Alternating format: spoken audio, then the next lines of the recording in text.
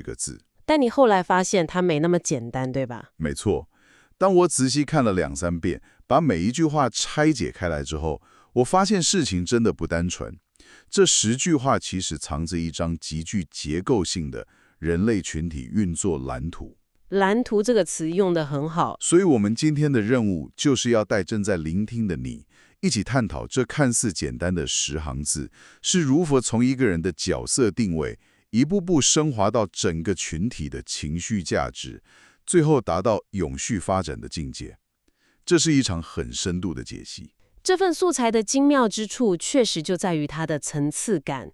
不过，在我们开始逐句拆解之前，我想先请正在聆听的你，在脑海中带着一个问题。什么问题？虽然这篇贴文的标题明确写着家庭，但当我们在解析这些逻辑时，你不妨思考一下，这套运作机制是否也完美的适用于你现在所处的现代生活圈、你的公司团队，甚至是你参与的任何一个社群。就是把格局拉大来看。对，因为本质上，只要有人际互动的地方，底层的动力学往往是相通的。好，我们来梳理一下这背后的脉络。